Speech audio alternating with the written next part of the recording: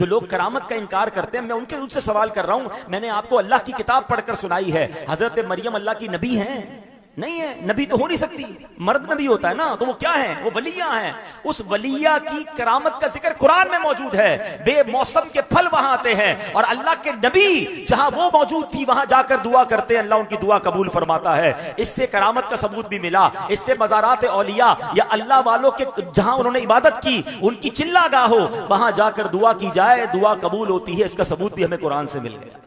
और ऐसे बहुत सारे सबूत मौजूद हैं, लेकिन कंफ्यूज हो जाते हैं। सोशल मीडिया पर आकर हमें कोई समझाता है, हम कहते हैं हाँ यार ये बात तो सही कर रहा है, लेकिन चूंकि हमारे पास इल्म नहीं है। मुझे बताइए, हजरत सुलेमान अला नबीना वालेहिस्सलाम का दौर है और आप फरमाते हैं अपनी मजलिस में, और ये वाकया भी कुरान में मौजूद है कि मैं चाहता हूं कि मलका बिल्कीस के आने से पहले उसका तख्त मेरे पास आ जाए। वो तख्त कितना बड़ा था, ये छोटी टेबल नहीं है, कई गज चौड़ा कई गज लंबा तख्त है, और जनाब वो 4 गली दूर नहीं किसी और मुल्क में मौजूद है। आज भी अगर उस तख्त को उस मुल्क से लेकर हजरत सुलेमान के पास कोई लाना चाहे, अगर हवाई जहाज में भी लाए तो loading unloading take off landing उसमें भी कई घंटे निकल सकते हैं। एक शख्स कहता है जो आपके दरमियान मौजूद है, फरमाया वो जिन था। जिन कहता है हुजूर आपकी मजलिस को खत्म होने से पहले मैं उस तख्त को ले आऊंगा। चले, हो सकता है कोई कहे कि जिन्नात के पास तो ताकत होती है, सुभान अल्लाह। अब एक ऐसा शख्स वहां मौजूद है, हजरत सुलेमान कहते हैं मुझे इससे भी पहले चाहिए। अब एक हजरत सुलेमान का उम्मती है, नाम उनका है आसिफ बिन बरखिया। वो कहते हैं हुजूर आपकी पलक झपकने से पहले वो तख्त ले आऊंगा। ये वाकया किसी की स्टोरी बुक में नहीं, अल्लाह के मुबारक कलाम कुरान मजीद में मौजूद है। और होता क्या है, कुरान कहता है अभी बात पूरी होती है, अभी ये गुफ्तगू हो रही होती है, और बल्कि बिल्कीस का तख्त जो है वो हजरत सुलेमान के सामने मौजूद होता है। अब वेरी सिंपल, आसिफ बिन बरखिया क्या ये नबी हैं? ये नबी नहीं हैं, उम्मती हैं। किसके उम्मती हैं जरा बताओ? हजरत सुलेमान अलैहिस्सलाम के उम्मती हैं, यानी उनकी उम्मत के वली हैं, उनकी उम्मत के उम्मती हैं और वली हैं। अब सिर्फ सवाल ये करूंगा, हजरत सुलेमान अलैहिस्सलाम की उम्मती करामत दिखाएं, उसका जिक्र कुरान में मौजूद है। मेरे आका तो हजरत सुलेमान के भी आका है ना, वो तो इमामुल अंबिया है ना, उनका मर्तबा तो सबसे ज्यादा है। हजरत सुलेमान के आका जनाब रसूलुल्लाह अलैहिस्सलाम हो, और मेरे आका का उम्मती अगर शेख अब्दुल कादिर जिलानी करामत दिखाए तो किसी को क्या एतराज हो सकता है? अरे दाता हुजूर अगर करामत दिखाएं तो क्यों एतराज होता है? बाबा फरीद करामत दिखाएं तो क्यों एतराज होता है? बात यह है कि हम इल्म नहीं हासिल करते, वरना ये कुरान से करामतें साबित हैं। अच्छा, कुछ भोले भाले लोगों को कोई कहता है अच्छा जनाब चलो बात आपकी मान ली, हजरत सुलेमान के उम्मती की करामत का जिक्र तो कुरान में मौजूद है, गौसे पाक की करामत का जिक्र कुरान में क्यों नहीं है? दाता हुजूर की करामत का जिक्र कुरान में क्यों नहीं है? बंदा शायद इल्म वाला ना हो तो कंफ्यूज हो जाता है। हाँ यार, जब हजरत सुलेमान की उम्मती की करामत का जिक्र है तो गौसे पाक का भी होना चाहिए था,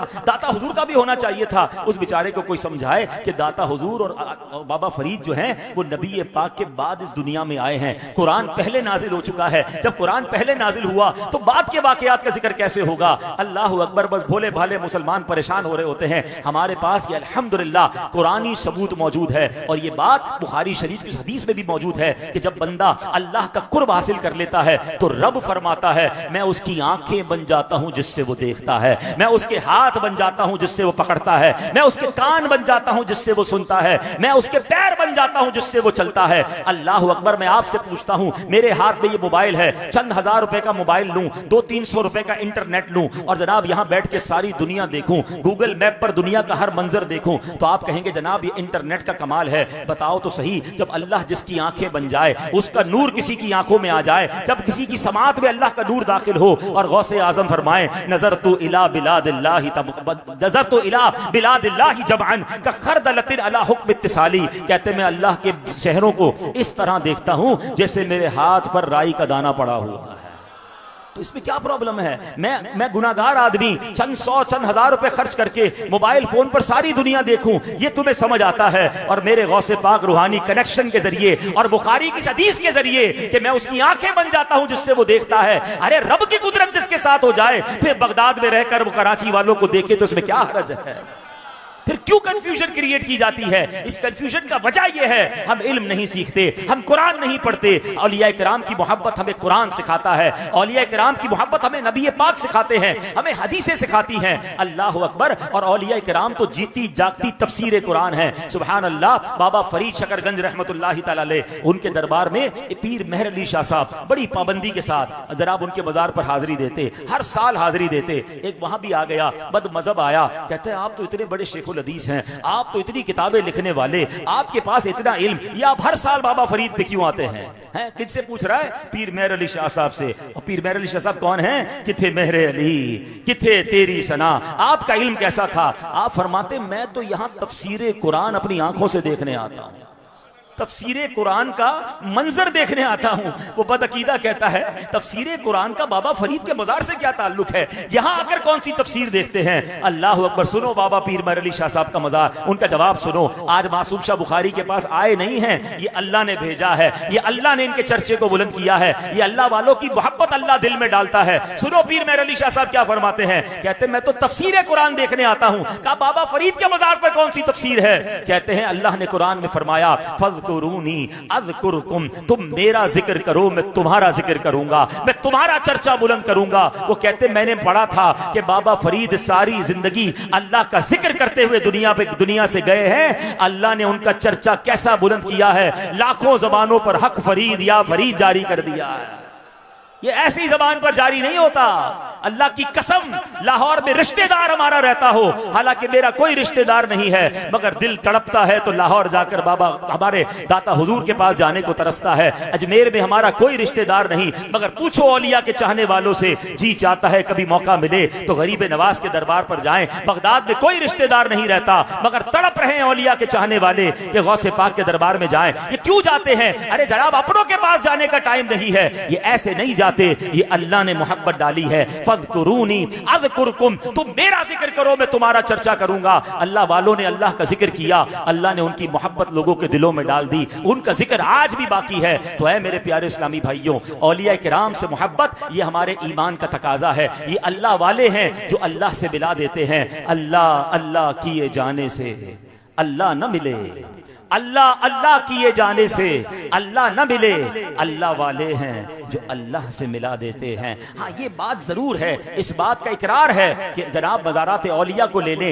ये कुछ ऐसे अफ़आल हैं जिनसे सुन्नियों का, अहले सुन्नत का कोई ताल्लुक नहीं। जो जाहिल लोग आकर मज़ारात पर ऐसे काम करते हैं कि जो शरीयत के खिलाफ हैं, उसको हम भी कंडेम करते हैं, उसके खिलाफ हम भी बात करते हैं। मगर उन चंद आली मवाली लोगों की वजह से क्या हम मज़ारात औलिया पर आना छोड़ देंगे? क्या हम मज़ारात औलिया का इनकार कर देंगे? ये तो ऐसा ही हुआ कि किसी के नाक पर मक्खी बैठे तो आपके नाक ही काट दो, नहीं आप कहेंगे मक्खी को उड़ाओ नाक को बचने दो। तो जनाब शादी में इतने सारे बुरे काम होते हैं, कोई नहीं कहता शादी करना छोड़ दो। अक्लमंद आदमी क्या कहता है, यार जो गलत काम है वो ना करो, बाकी शादी तो अच्छा काम है, सुन्नत है। तो बिल्कुल हमारा भी मानना यह है कि मज़ारात औलिया पर हाजिरी देना, शरीयत के मुताबिक हाजिरी देना, यहाँ आकर दुआएं रब की बारगाह में करना और फिर इनकी सीरत को पढ़कर अपनी जिंदगी पर अमल करना, ये बड़ी नेकी का काम है। हाँ जो गलत काम होते हैं वो माशाअल्लाह अवेयरनेस बढ़ती जा रही है। देखे ना आज भी तो उर्स है, कौन सा ढोल तमाशा हो रहा है, आज भी तो उर्स है, कौन सी बेपर्दगी हो रही है, आज भी तो उर्स है, कौन सा माअल्लाह यहाँ पर नशा हो रहा है, अल्लाह रसूल की बातें हो रही हैं, महफिल नाच चल रही है,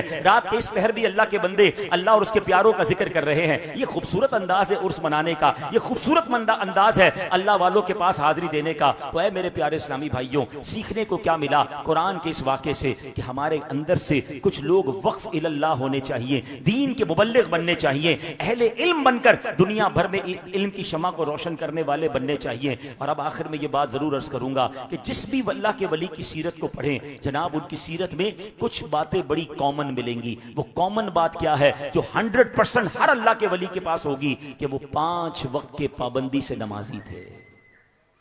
मैं कहूं कि मैं औलिया का चाहने वाला, मैं कहूं मैं पंजतन का गुलाम, मैं कहूं मैं गौस पाक का मुरीद है, और मेरी नमाजें कैसे कज़ा हो सकती हैं? माशाल्लाह अभी 2 दिन पहले आप सारे 5 वक्त के नमाजी थे।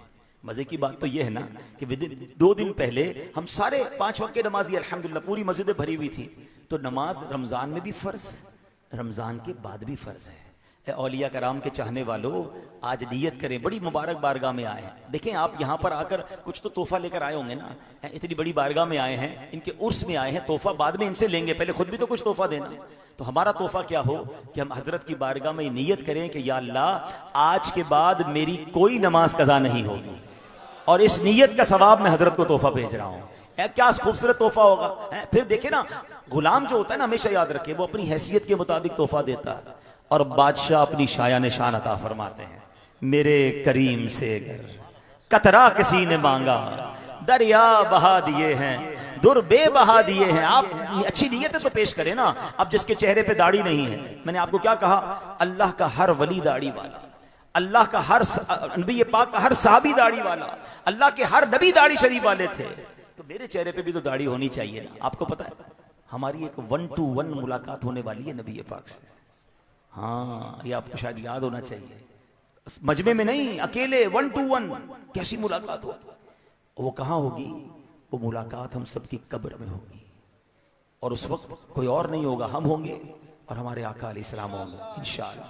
अब उस मुलाकात की क्या तैयारी है? मिसाल देता हूं, दुनिया में जो आपकी फेवरेट पर्सनैलिटी हो, आपको कहा जाए आपकी 4 दिन बाद उनसे मुलाकात है, आप कहेंगे अच्छा मैं जरा कपड़े तो खरीद दूं, उनके लिए कोई तोहफा तो खरीद लूं, तैयारी तो करूं यार, पता नहीं अच्छा बातें क्या करनी है, थोड़ी देर की मुलाकात होगी, पॉइंट्स भी लिख लूं, फिर पता नहीं मौका मिले ना मिले। अल्लाह अकबर, जिनके सबब कायनात बनी है, जो वजह तख्लीक कायनात है, मेरे आका अलैहिस्सलाम से हम सबकी मुलाकात होनी है।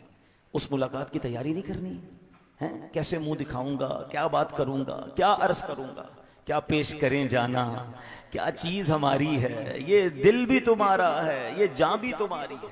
2 किस्म के लोग हैं इस वक्त मुसलमानों में। कुछ तो वो हैं जो सारी जिंदगी नबी पाक की सुन्नतों पर अमल कर रहे हैं, चेहरे पे दाढ़ी है माशाल्लाह, कईयों ने सर पे इमामा सजाया है या चंद सुन्नतों वाला लिबास है, सच बोल रहे हैं, दुरूद पाक पढ़ रहे हैं, नमाजों की पाबंदी कर रहे हैं, नाते पढ़ रहे हैं, आंसू बहा रहे हैं नबी पाक की याद में, तो वो तो इंतजार कर रहे हैं। मोमिन के लिए तो मौत तोहफा है। पूछो आला हजरत से, कहते हैं जान दे दो वादाए दीदार पर, नकद अपना दाम हो ही जाएगा। अब तो इंतजार कर रहे हैं कि जनाब वो मौत का वक्त कब आएगा। मोमिन के लिए तोहफा है। वो शायर लिखते हैं ना, जब सरकार कब्र में आएंगे तो आशिक रसूल की कैफियत क्या होगी। कब्र में सरकार आए तो मैं कदमों पर गिरूं, अगर फरिश्ते भी उठाएं तो मैं उनसे यूं कहूं कि अब तो पाए नाज से मैं ऐ फरिश्तों की उठूं, मर के पहुंचा हूं यहां इस दिल रुबा के वास्ते। आशिक रसूल तो मुंतजिर है, कब्र में लाएंगे तशरीफ मुस्तफा, आदत बना रहा हूं दुरूदो सलाम। सारी जिंदगी जिनका नाम लिया, सारी जिंदगी जिनकी सुन्नतों पर अमल किया, अरे उनका दीदार होगा तो फिर इंशाअल्लाह सलातो सलाम पढ़ेंगे ना। मैं वो सुन्नी हूं जमीले कादरी, मरने के बाद मेरा लाशा भी कहेगा अस्सलातो वस्सलाम। जब फरिश्ते कब्र में जलवा दिखाएं आपका, हो ज़बां पर प्यारे आका अस्सलातो वस्सलाम। ऐसी तैयारी करनी है। मगर जो सुन्नतों से मुंह फेरे हुए हैं, जिसकी नमाजें कज़ा हो रही हैं, आका फरमाए जुइलत कुर्रतु ऐनी फिस्सलात, नमाज में मेरी आंखों की ठंडक है। और अभी रमजान गया नहीं और नमाजें कज़ा होना शुरू हो गई। जिसका चेहरा सुन्नतों वाला नहीं, जिसका लिबास सुन्नतों वाला नहीं, जिसके आमाल गंदगी में डूबे हुए, वो कैसे मुंह दिखाएगा नबी पाक अलैहिस्सलाम को। और खुदा की कसम, अगर कब्र में नबी पाक ने चेहरा फेर लिया ना और आका की पहचान ना मिली तो मारे जाएंगे। क्यों? आपको पता है कब्र के 3 सवाल हैं। ये पेपर आउट है, सवाल भी पता है, जवाब सबको बता दिया गया। कौन से 3 सवाल है? मर रब्बुका, तेरा रब कौन है, मां दीनुका, तेरा दीन क्या है, और फिर एक प्यारा सा चेहरा दिखाया जाएगा और पूछा जाएगा मा कुंत तकूलु फी हक्की हादर रजुल, इस मुबारक चेहरे वाली हस्ती के बारे में क्या कहा करता था। हमको तीनों का जवाब पता है कि रब अल्लाह है, इस्लाम दीन है, और ये तो नबी पाक अलैहिस्सलाम का प्यारा चेहरा है। मगर उलमा फरमाते हैं जवाब वही दे सकेगा कब्र में जिससे अल्लाह और उसके रसूल राजी होंगे। यहां याद है, वहां भुला दिया जाएगा। अगर अल्लाह और उसके रसूल नाराज हुए तो हमने उस मुलाकात की तैयारी करनी है। आज आए हो ना मुबारक जगह पर, बी प्रिपेयर फॉर दैट। अच्छा, कमाल की बात, ये मुलाकात कब है ये नहीं पता। वो आज भी हो सकती है, वो कल भी हो सकती है। हाँ, जब भी इंतकाल तो कभी भी हो सकता है ना, अचानक दुनिया से लोग चले जाते हैं, हो सकता है आज चले जाएं, कल चले जाएं। तो अक्लमंद कौन है कि जो रोजाना रेडी रहे। मैं रोज ऐसी जिंदगी गुजारूं कि अगर आज रात कब्र में गुजरेगी ना तो अल्लाह राजी होगा, कब्र जन्नत का बाग बनेगी, आका तशरीफ लाएंगे तो सीने लगा देंगे। आला हजरत कहते हैं ना, जो आशिक रसूल जाएगा ना कब्र में, उसके साथ क्या होगा। कब फरमाते हैं कब्र में लहराएंगे ताहशर चश्मे नूर के, कब्र में लहराएंगे ताहशर चश्मे नूर के, जलवा फरमा होगी जब तलअत रसूलुल्लाह की। आका आ जाएंगे तो फिर तो कब्र में नूर अला नूर हो जाएगा ना। एक और जगह आला हज़रत कहते हैं ना, गोरे गोरे पांव चमका दो खुदा के वास्ते, हुजूर अपने मुबारक कदम लेकर आ जाएं मेरी कब्र में, बड़ी अंधेरी रात है, गोरे गोरे पांव चमका दो खुदा के वास्ते, नूर का तड़का हो प्यारे, गोर की शब तार है। अल्लाह अकबर। अब आप फैसला कीजिए कि ऐसी जिंदगी गुजार रहा हूं कि मुझे मेरे आका मुझसे राजी होंगे, वरना नशा करने वाला, चोरी करने वाला, डकैती लगाने वाला, माँ बाप को सताने वाला, मुसलमानों के हक दबाने वाला, किसी के पैसे छीन लेने वाला, किसी के माल पर कब्जा करने वाला, हराम रोजी कमाने वाला, नमाजें कज़ा करने वाला, जुआ खेलने वाला, बदकारी करने वाला सोचे कि कब्र में मैं अपने आका को क्या मुंह दिखाऊंगा। नहीं मेरे प्यारे इस्लामी भाइयों, मैंने जिंदगी ऐसे गुजारनी है। आज किसी को कहो झूठ ना बोलो, आज किसी को कहो धोखा मत दो, तो लोग कहते हैं यार मैं अकेला सच बोल के क्या करूंगा, सारे लोग झूठ बोल रहे हैं, सारे लोग धोखा दे रहे हैं, पूरी मार्केट गलत काम कर रही है, मेरे अकेले से क्या होगा। मैं आपसे पूछता हूं, कब्र में सारी मार्केट के साथ जाना है या अकेले जाना है? जब जाना अकेले है ना, तो आका से एक बात तो कह सकोगे ना, हुजूर मैं अपने हिस्से का चिराग जलाकर आया हूं, हुजूर मैं अपने हिस्से की नेकी करके आया। लोग नहीं करते वो आपका मतलब नहीं है ना। आप आका से ये तो कह सकेंगे कि हुजूर मैं आपकी सुन्नत पर अमल करके आया, मुझे बड़े ताने दिए दोस्तों ने, दाढ़ी रखी तो बड़ा मजाक उड़ाया, मगर हुजूर आपकी सुन्नत ही इसने सजाई। हुजूर नमाज पढ़ता था, लोग सताते थे, मेरे दोस्त मजाक उड़ाते थे, हुजूर मैंने नमाजों की पाबंदी की, मैं मार्केट में सच बोलकर कारोबार करता था, लोग कहते थे सच बोलोगे कारोबार नहीं चलेगा, हुजूर आपका फरमान था सच बोलना, मैं सच बोलता रहा। हुजूर लोगों ने कहा थोड़ी मिलावट कर लो, थोड़ा झूठ चलता है, थोड़ी डॉट चलता है। मैंने हदीस सुनी थी, मन गश्शा फलैसा मिन्ना, जो धोखा दे वो हम में से नहीं। हुजूर मैंने धोखा नहीं दिया, मैं थोड़े पर खुश रहा, मैं हलाल पर खुश रहा, हुजूर मैं आपकी सुन्नत के मुताबिक चलकर आया। बताओ तो सही मेरे आका कैसे राजी होंगे, कितना खुश हो जाएंगे। तो है मेरे प्यारे इस्लामी भाइयों, बस आज का पैगाम ये लेकर जाना है, उस मुलाकात की तैयारी करनी है जो हम सब की होनी है और रहमतुल लिल आलमीन से होनी है, खातमुन नबिय्यीन सल्लल्लाहु अलैहि वसल्लम से होनी है। इंशाअल्लाह उस मुलाकात को हमने यादगार बनाना है, उस मुलाकात को हमने कामयाब बनाना है।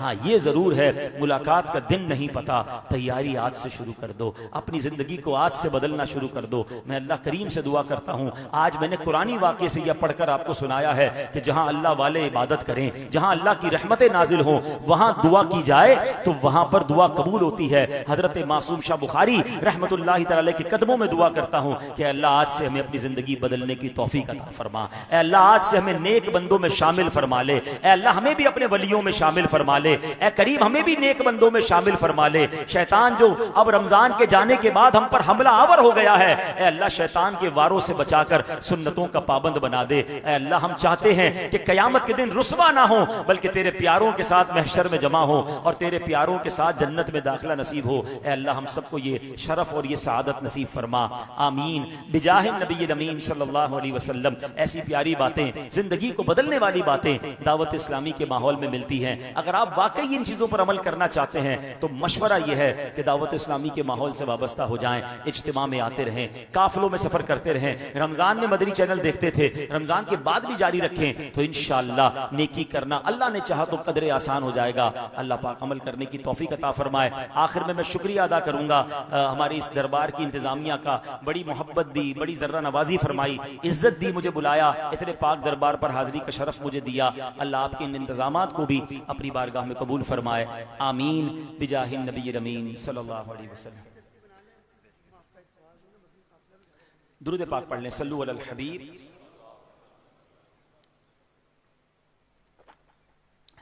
अल्लाह के वलियों की बात हुई है, उनके फैजान की बात हुई है, तो फैजान हासिल करने का तरीका यह भी है कि किसी शेख तरीकत पीर कामिल के हाथ में अपना हाथ देकर मुरीद हो जाया जाए।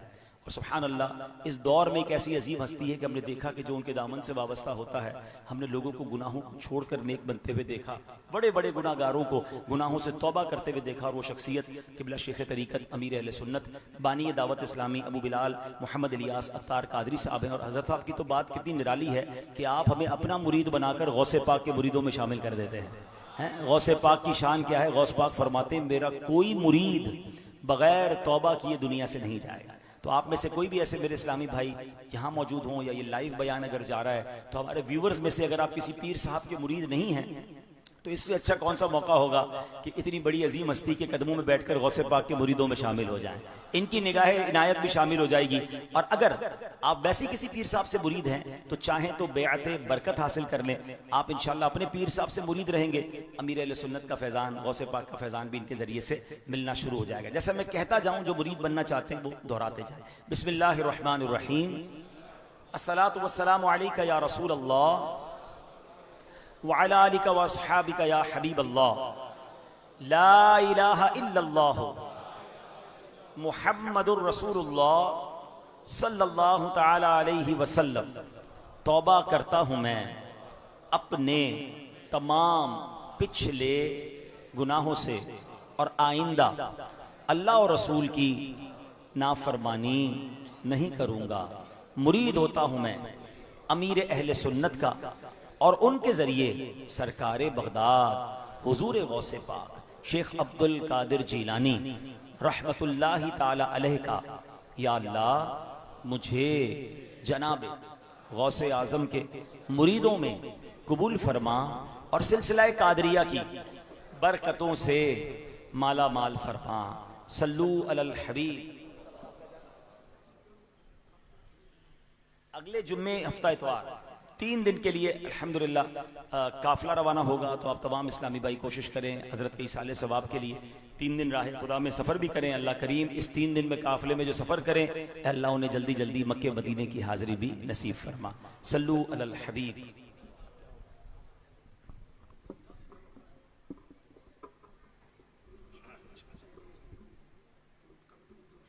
मैंने पढ़ने मुझसे मनकबत पढ़ानी हो तो बयान से पहले बता दिया करें, सारा जोर तो बयान में लगा दिया। दुरूद पाक पढ़ लें। सल्लू अलल हबीब। अदनान भाई साहब। नजरे करम खुदारा, नजरे करम खुदारा, सरकार गौसे आज़म नजरे खुदारा, मेरा खालिका सबर दो, मेरा खालिका सबर दो, मैं फकीर हूँ तुम्हारा, नजरे करम ऐ शाहे जीना, नजरे करम खुदा ऐ मीरे मीरा, नजरे करम। मनकबत पे भी लोग जो है ना कंफ्यूज करते हैं, भाई ये नजरे करम खाली कासा भर दो, ये तो अल्लाह भरता है, ये अल्लाह के वलियों से मांगते, देखो शिर्क करते हैं। चले आज अकीदा अपना वाजे कर दूं, हम सबका ये अकीदा है, कोई गौस, कोई वली, कोई नबी, कोई सहाबी अपनी तरफ से कुछ नहीं दे सकता, ये सब मोहताज है रब के, मगर रब ने अपने बंदों को कुछ इख्तियारात दिए हैं, वो रब से लेकर हमें अता फरमाते हैं। तो मसला तो हल हो गया ना। शिर्क ये है कि किसी को अल्लाह जैसा समझना, किसी को इबादत के लायक समझना। नबी पाक फरमाते हैं, हदीस बुखारी है, इन्नमा अना कासिमुन वल्लाहु युअती, बेशक अल्लाह अता फरमाता है, मैं तकसीम करता हूँ।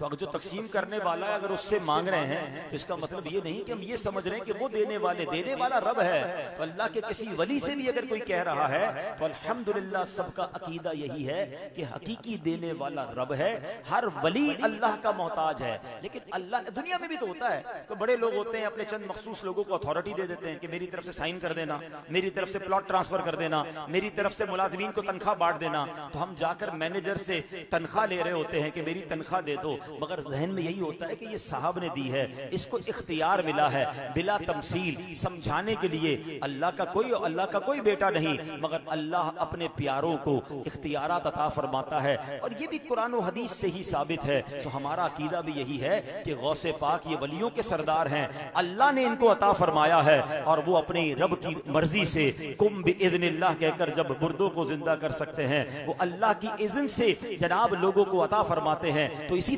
तसव्वुर में हम उनसे अर्ज कर रहे हैं कि नजरे करम खुदारा, नजरे झोली हमारी भर दो, वरना कहेगी दुनिया झोली हमारी भर दो, वरना कहेगी दुनिया ऐसे सखी का मंगता, शाहे जीना का मंगता, फिरता है मारा मारा, नजरे करम खुदा ए मीरे मीरा, नजरे करम खुदा ए पीरे पीरा, नजरे करम खुदारा, नजरे खुदारा, मौला अली का सदका, दाता पिया का सदका, गंजे शकर का सदका, अहमद रजा का सदका, गंजे शकर का सदका, मासूम शाह का सदका, मेरी लाज रख लो या गौस, मेरी लाज रख लो या गौस, मैं मुरीद हूँ तुम्हारा, नजरे करम खुदा ए शाहे जीला, नजरे करम खुदा ए मीरे मीरा, नजरे करम खुदा, नजरे करम खुदा।